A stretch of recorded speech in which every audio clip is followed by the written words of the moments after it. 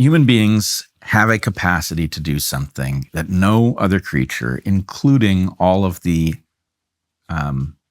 highly intelligent social creatures that we know of, can do.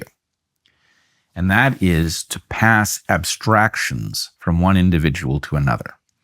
And what that does to us is it changes our evolutionary nature in a way that I think mirrors the distinction that you're drawing.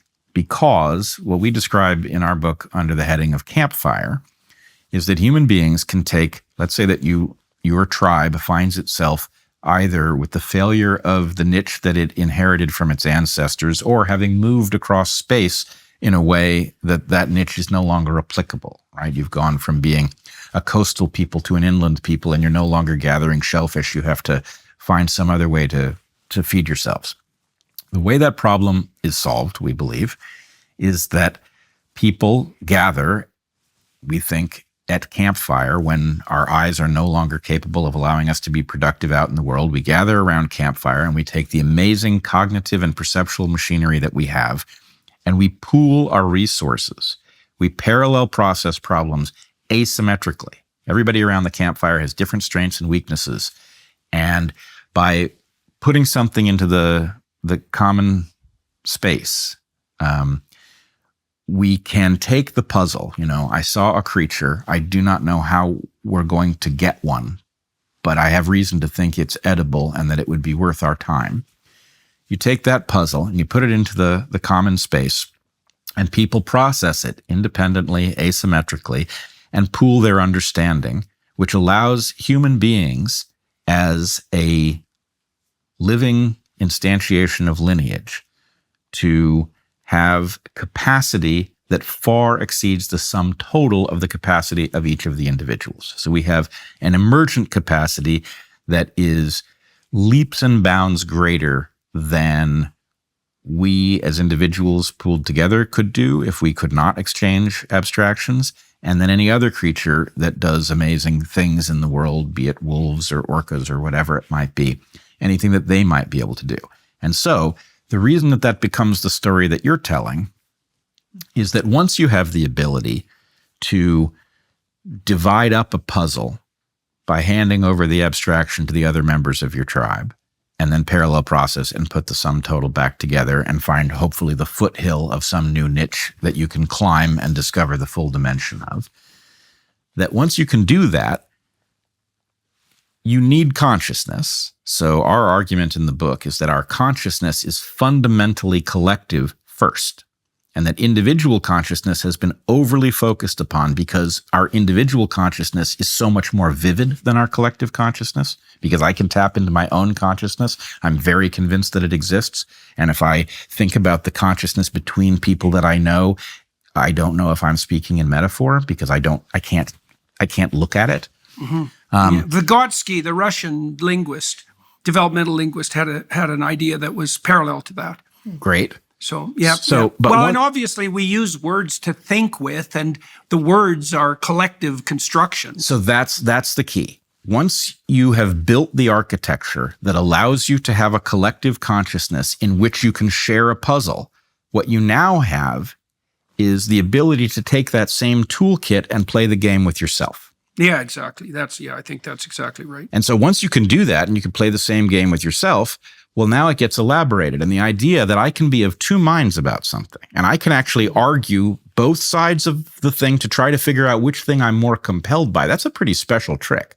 That's for sure, man. To be able to have an argument with yourself. I think that's why Christ says that you're supposed to love your enemies.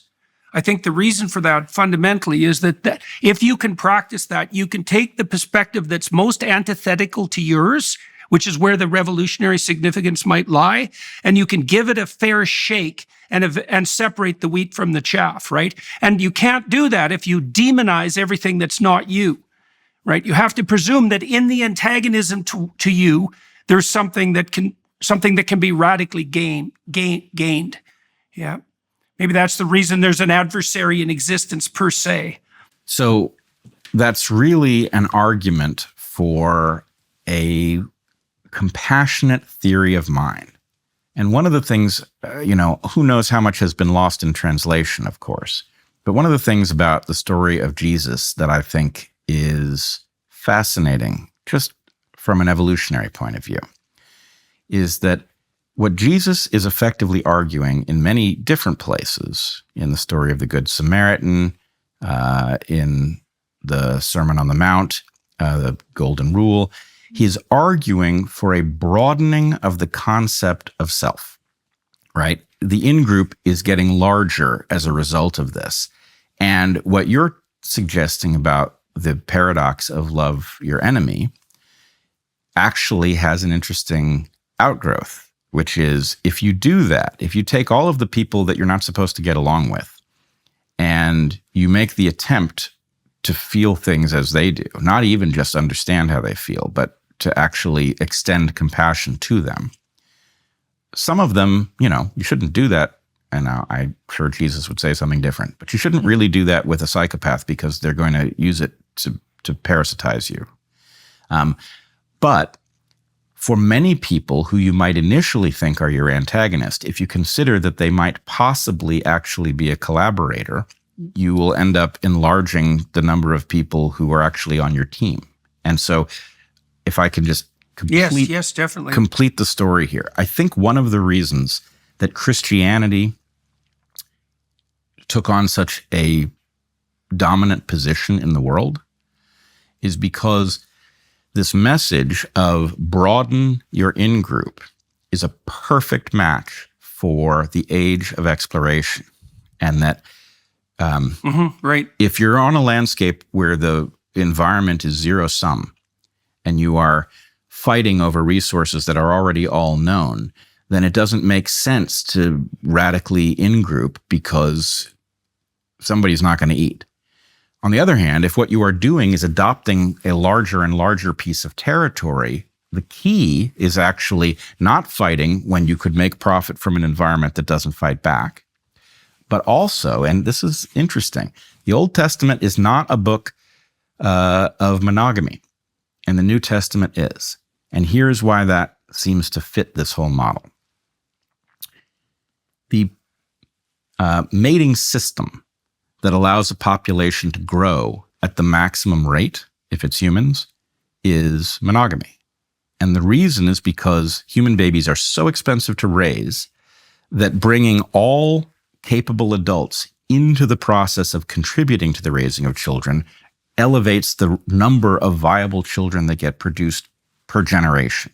So you go from an ancient, brutal world to a world in which your tendency towards violence drops and your tendency towards monogamy and investment in offspring goes up by virtue of the fact that all men are brought in on that process. And that fits the moment in history perfectly so that that idea spreads vertically, right? It does spread horizontally, but vertically, as that population that believes these things is spreading out across the world, it's taking over territory, and the idea is spreading as the population that believes in it grows by virtue of a high birth rate.